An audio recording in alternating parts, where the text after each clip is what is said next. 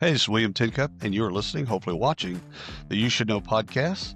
Got our friends from Findem on today, and they got some big news that they want to talk about. So, Harry, Maverick, how are y'all doing today? Very well, William. Thanks for having us. Oh, absolutely. We love y'all. So, this is easy. It's like talking to friends. It's like it's something gets scheduled in your calendar. You're like, I look forward to that. That's not something I want to dodge or cancel. So, That's what we wake up for on a Monday. right, right. How are you doing? And please give the audience a little context of who you are, background. Thanks, William. I'm Hari Kolam, one of the founders of Findem. We are talent acquisition and management solution. I mean, with built in for the era where data needs to be built for AI to function. So it is. We position ourselves as a foundation layer that is necessary to build AI-enabled talent workflows. We've been building Findem for the past 6.5 years.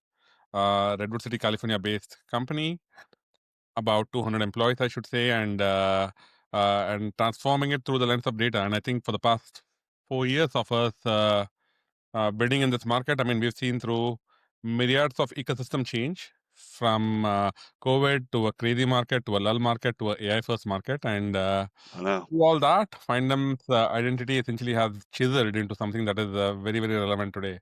Excited for this conversation and share more about Yeah, how yeah. we're pushing ourselves. Yeah. Well, it's interesting because we say 6 or 6.5, I believe you said. Those are really dog years Yeah. in this industry. Like that's 42 years Mhm. because we've been through so much with obviously COVID and the highs and lows of COVID.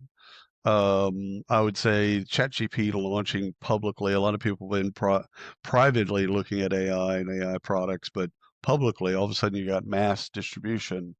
And I think our American presidency going from one extreme to another also hasn't necessarily helped. And I don't mean that in a bad way either way. I just mean that, the one extreme to another, you've got a lot of things that change. So you got to keep up with that. And that's hard. When you're captaining a ship through all of that stuff, there's nothing easy about it. So I do think it's 6.5 years mm, by a clock, but but I think it's actually more than those years. Yeah, the learning curve has been steep, and I think it's made us a better company. It Yeah, made me a better entrepreneur.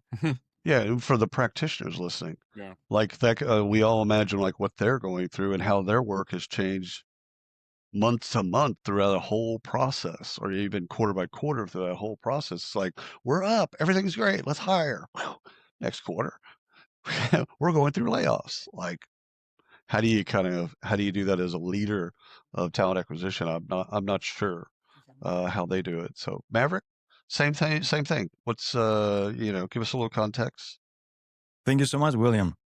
Maverick, I'm based out of Vancouver and co-founder of Getro, now part of the family of Findem. Yeah. And fun fact, when we started Getro, it was actually called Monday. And No way. we were just talking about Mondays. The reason why is that we wanted to make sure that people were finding a job that they were thrilled about. And maybe even giving a little bit more context. Previous to Monday, Evan, my co-founder, and I, Evan CEO, I'm CTO at Getro, and we were running a technology-enabled recruiting agency that was very opinionated. So we Oh, were only working with companies that were doing something good for the world. Either they were working to solve climate change, poverty, gender inequality issues. right. But then we thought, we want to scale. Let's build a technology company. So we fired ourselves from that company. That company got acquired a few years later. And we started Monday. Now, Getro. We changed the name because Monday.com got the domain and it was impossible to run it at that point. Right. And how are you going to compete with the SEO and all that stuff, and just to come up? We got like customers saying like, hey, we got just charged by you. And it was like actually like Monday.com. And so we started Getro with the goal of making sure that people were finding the job that they love with the help of their networks. Right. And especially today that it's quite scary for lots of people because AI, people are thinking like, hey, is AI going to take my job? You need a network in order to find the best opportunities. And there's lots of Did you things. Oh, yeah, go for it. did you think of that because most people get their jobs through their network, not necessarily through post? That's right. A lot of the Okay. people get jobs from their network. Like, and if you ask lots of startups, how did they find the first hires? It was all through their network, right? Right. Right. I can see that. I mean, I think that's the reality of what goes on. Either you go through your network or you go through your network and create a job.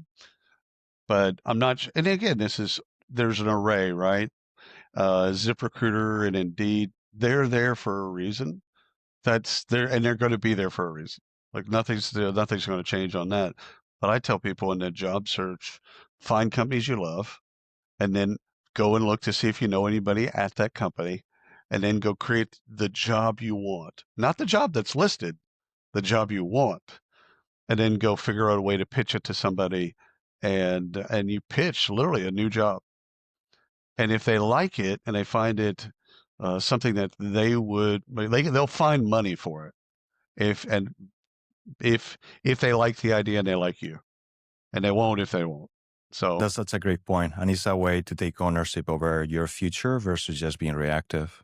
yeah, I don't think it's very difficult for a lot of people to fit inside of a job description, because I don't know anybody that checks every single box at a high level.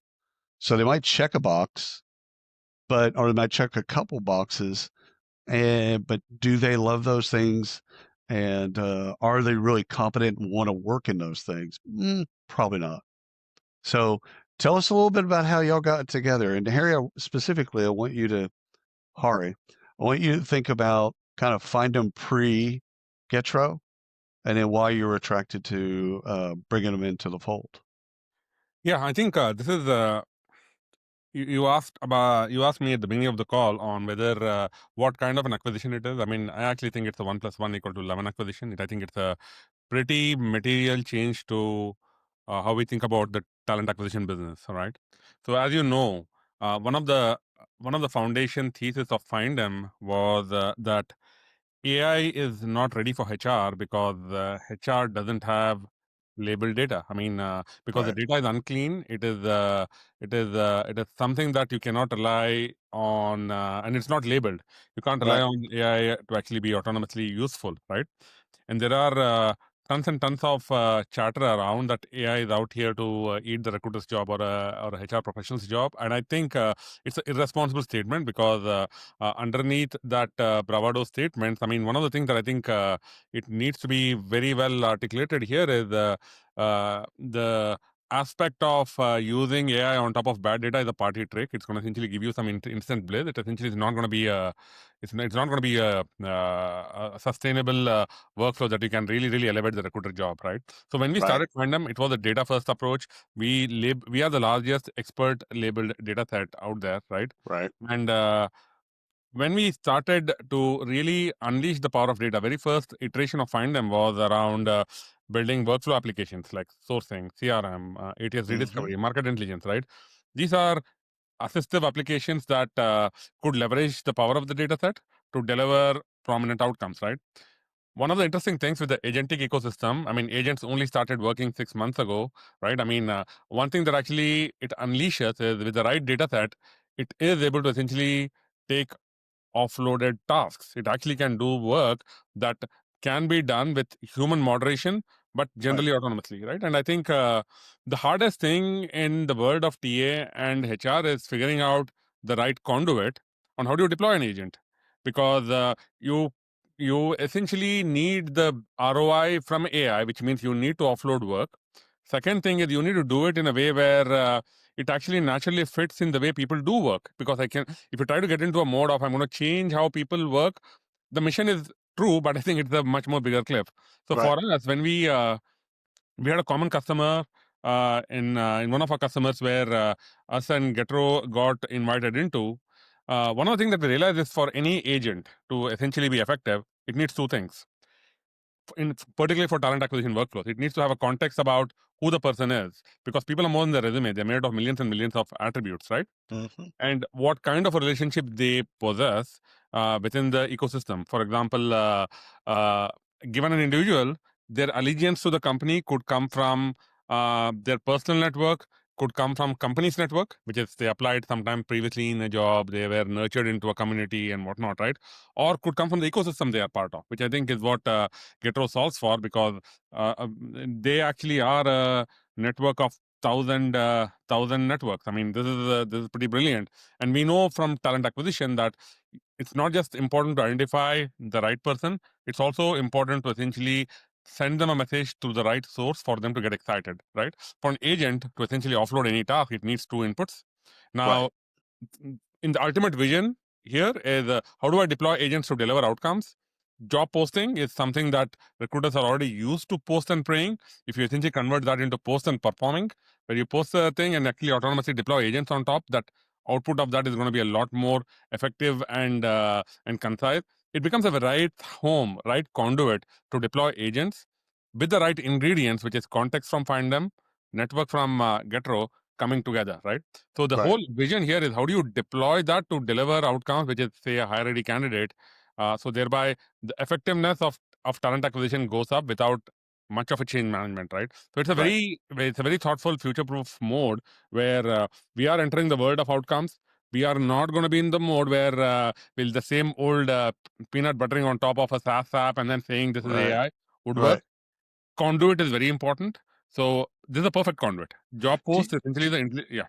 do you think you get the magical quality, speed, and cost, right? Do you think you get for them, for the employers, do they get there faster?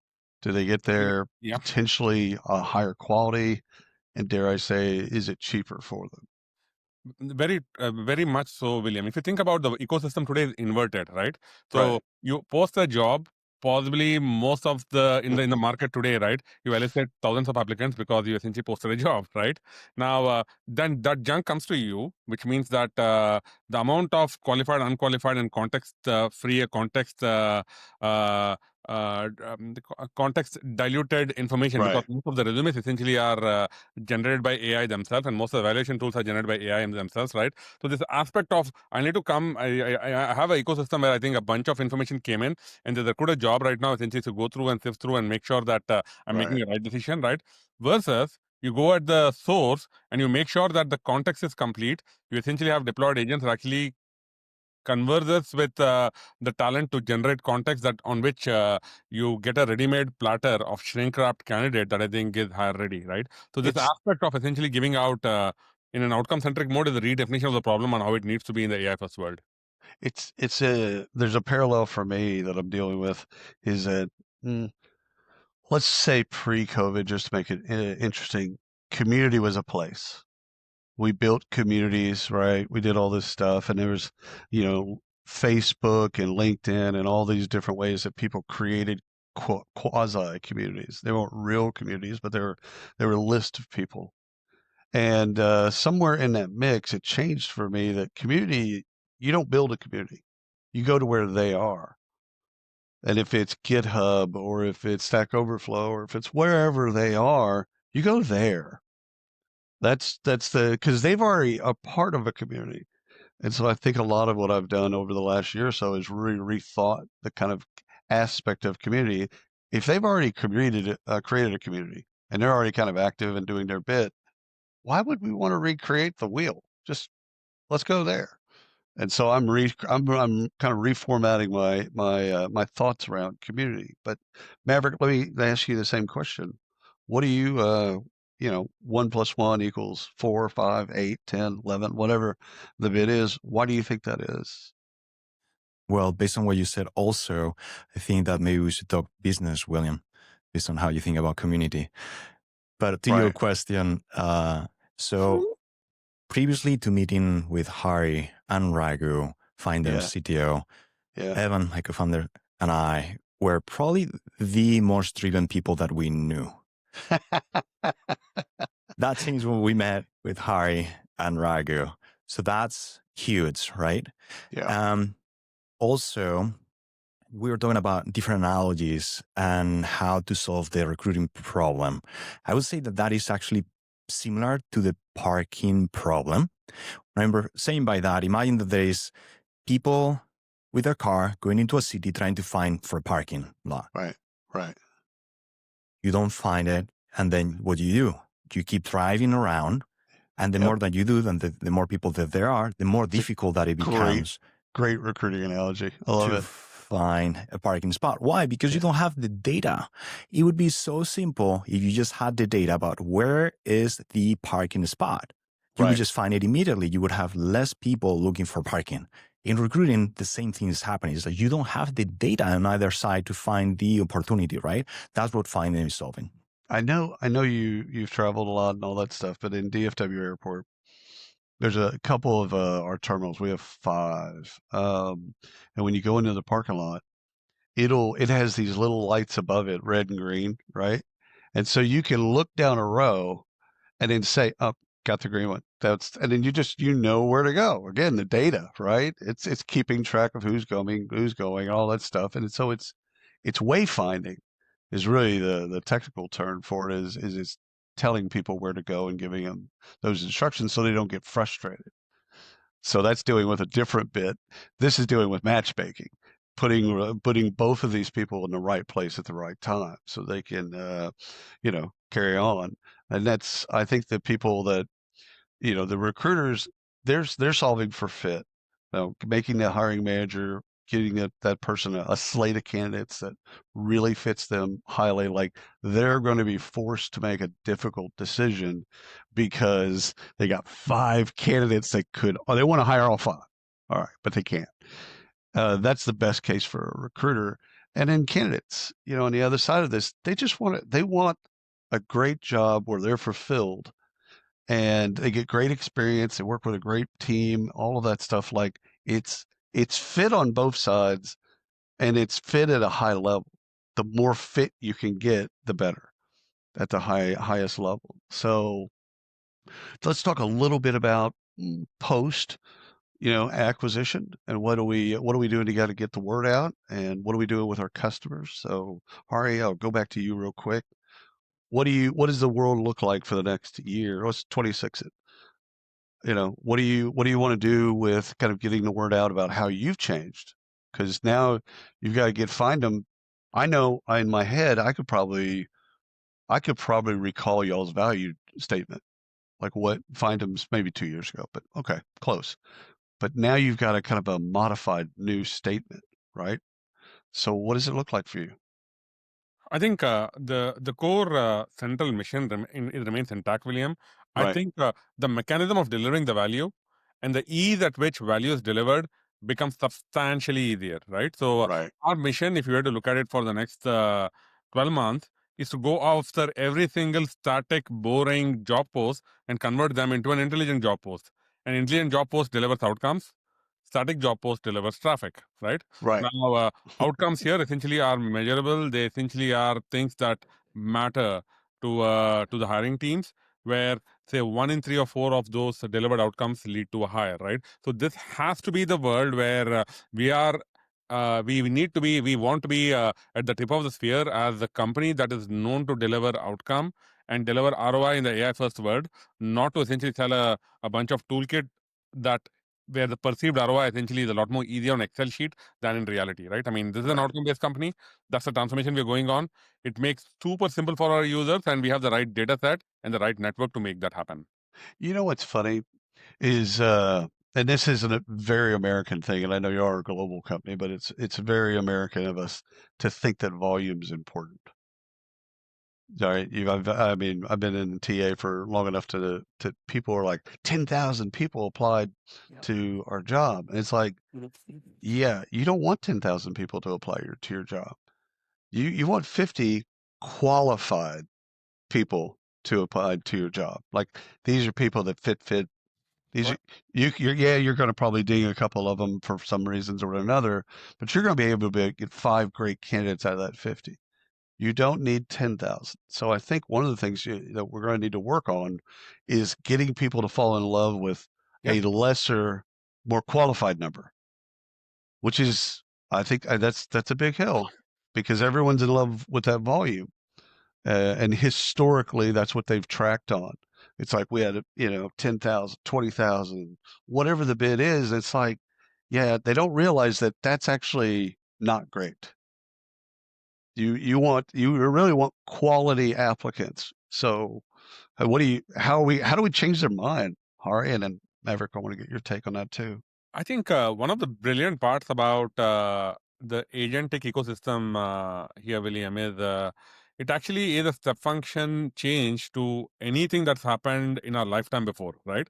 Right, Where you are expected to leverage more out of AI. When you leverage more out of AI, one of the good mechanism and the solution to train on, to elevate on, is the scaling with people ecosystem. Essentially, is something that that is of the past. Scaling with AI means responsibly scaling with AI, where you let AI do the AI things, which is automate the automatable parts of the job, and enable the human time to spend on the EQ part of the job, which is compelling, right? Now, this right, aspect of what humans will be doing and what AI would be doing is not specific to TA alone. It's right. around everything around us, right? So I think talking about in the context of what can AI do for you, what should AI do for you in the most responsible way is something that is extremely important to essentially ascertain. And again, the macro pressure of companies trying to essentially adopt AI and then get a ROI is something that's already happening, considering trillions of dollars are being spent on AI infrastructure, right?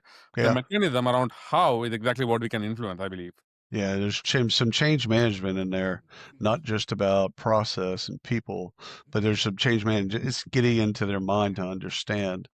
I read, actually, we reported on this article, is on Wired, and basically it said at your company is developing there are two tribes developing at your company. Those that are in they're AI. They just jump in. They don't know what they don't know. They're just jumping in and they're gung ho. And then there's the other tribe of they secretly want it to go away, and that's creating a culture divide between those two camps. And it's not based on age or gender or any of that stuff. It's just there's people in that company that just they don't want AI, and so I think that getting those in terms of user adoption, getting those people to then love it, fall in love with it, Totally. is going to be a challenge for all of us, and in many different ways. But it would be a good read if y'all like articles like that. But it's basically talking about culture is actually what you should be focused on, Totally. and adoption. So Maverick, what do you have to add? So, on the misconception that you were referring to before, I think that it's important to also clarify that there is AI that takes people's jobs. There is Yes. AI that gives people jobs. Yeah. On the parking analogy, if you have technology that is very effective at helping Right. you find a parking spot, then you have more people parking faster, right? Right. So pre-acquisition, what And we frustration going down, and so there's less trauma and drama. Everything post. Like they can't find a parking spot. I'm thinking about Terminal D at DFW. If you can't find a parking spot, all that emotional trauma of not being able to find it, parking space now goes into the airport with you. So it shows up at the desk, it shows up at TSA, it shows up at the in the counter or where you're boarding, and so it just goes with you. So it has a rippling effect of all of something that could be fixed. It's just little lights, that's totally, all it is. and you are Anyhow, doing things that you don't want to do, which is versus what you want to spend the time doing, right? right, And pre-acquisition, through talking to our customers, we learned that like they were telling us, Findem got this right. The data that it has is what I need to do my job correctly. So that was an huge for us, right? And also talking about another misconception that I think people have is that usually you think that you get your opportunities through the strongest people that you know, but there is right. multiple research that says that your weak links are Yep. actually where the opportunities come from. And the networks that we are serving are so rich of weak links that are just ready and ripe to Right. be used to find the right opportunities, right? Well, that's parallel to something I was talking to Tim Sackett about the other day. Is you don't know how many people you influence. We were having a kind of a real dark conversation, and it was about how many people will be at your funeral.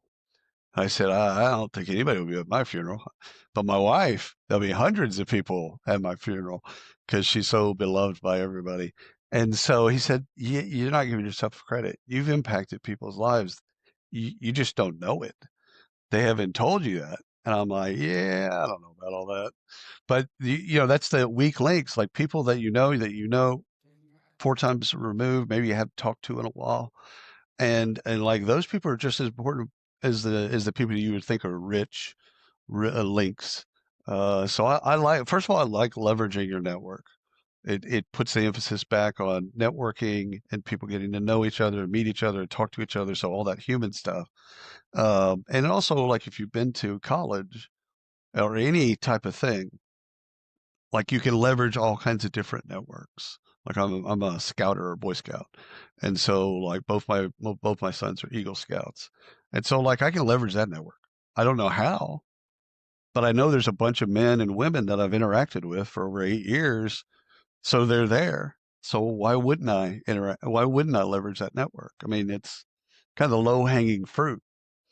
So it's not just LinkedIn, I guess is one of the things I'm trying to say is it's LinkedIn's great, but there's also all these other distributed networks that you can leverage and they can leverage too. Yeah. Hari, did I cut you off? Did you have something to No, no, no. say? So I think I was talking about, I was reacting to the word that you talked about, AI versus, I mean, most people essentially, interestingly, think about AI and agents, right, as making people unnecessary. I read somewhere Right. it's about making people unstoppable. I mean, that's the mindset. I mean, that's important to think, understand what the change is, because letting go of things that you were doing before always seems like it's elevation of jobs. And I think That's is a right. communication that ecosystem is doing, but I think we should continue to do that with the TA community. And it's going to continue to change. I read a report, I think it was Deloitte, but I might have that wrong, where the person said we're in the first inning of a 1,000 inning game. And so I think I know you all know this. It's like you need to get comfortable Correct. being uncomfortable because we'll talk in 6 months and we'll talk about how things have changed. It's just that speed. Like when we had the internet and the internet it moved from private more to kind of a public in 99. It was slower. So I think that scares practitioners. In fact, I know it scares practitioners. So, what I advise, and y'all are going to hate this, but bear with me.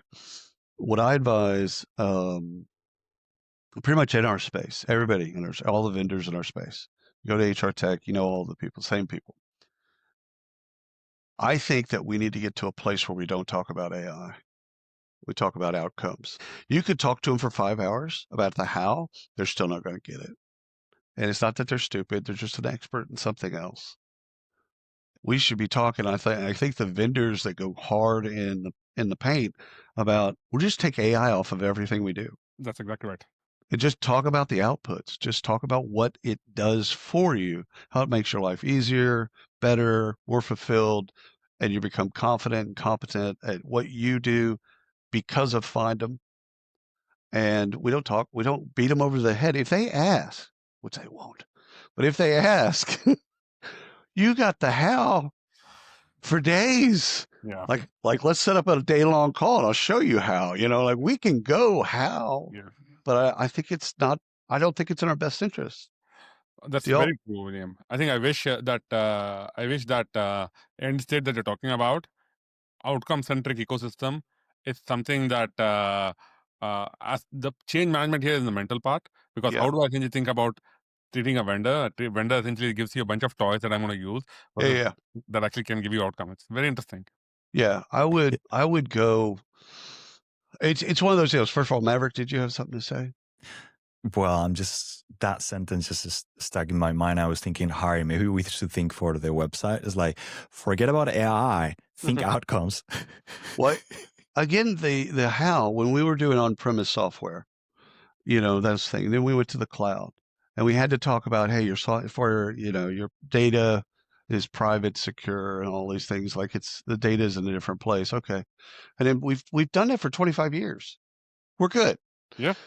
And I think even practitioners understand that because of both the other apps that they use as well as the professional apps that they use.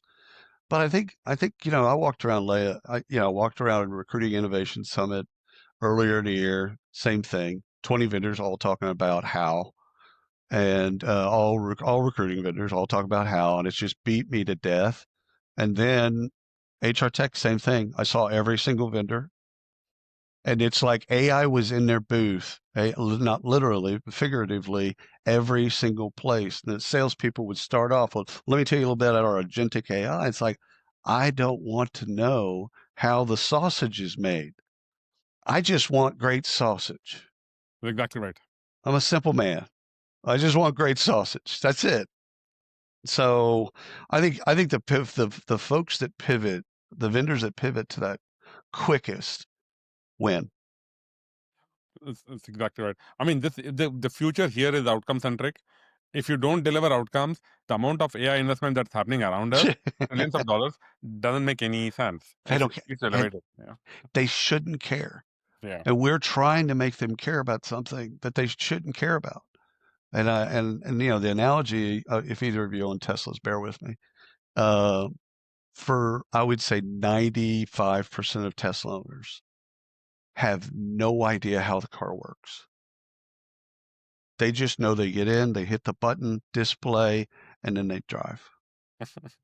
Right? They get to the place, which has an outcome in itself. They get to the place that they want to get to. That's all they cared about. Is, can I get to the place that I want to get to, the flower shop? I want to go to the flower shop. You'll show me 6 different ways. That's cool. But I don't know how Google Maps works. Like, I don't know anybody that knows outside of Google people, of course, or technologists. I don't know how Google Maps work. I just know it gives me options on how to get to the place I want to go to. Very, very true. And here we are in our industry beating people dead to death with stuff that they shouldn't care about. So I love the acquisition. I think it differentiates Findem. I didn't think you had to differentiate that much anyhow. I think people pretty much knew what you did and kind of your take on the world. But I think this is a great addition to get you into those networks and talk outcome game. Yep, and talk outcome game. and the more we talk outcomes, and the more we fulfill on those outcomes, correct, the more they'll come back for. Very true. So, has the demo already changed? Have you already got? I mean, this has just happened. The acquisition has just happened, so I don't know how much is integrated into the demo so far. But if they did a vendor, if they did a demo like next week or so, do we get to see, Getro?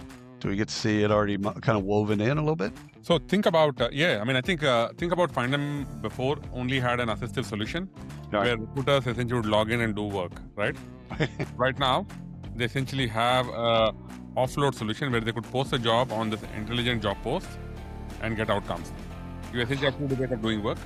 You just get outcomes. You post a job on this special job post. You get an outcome. So Getro is augmented by Findem. Findem is augmented by Getro. So ultimately, both of us are working towards delivering what matters, which is hire ready candidate. Okay. Drops mic, walks off stage.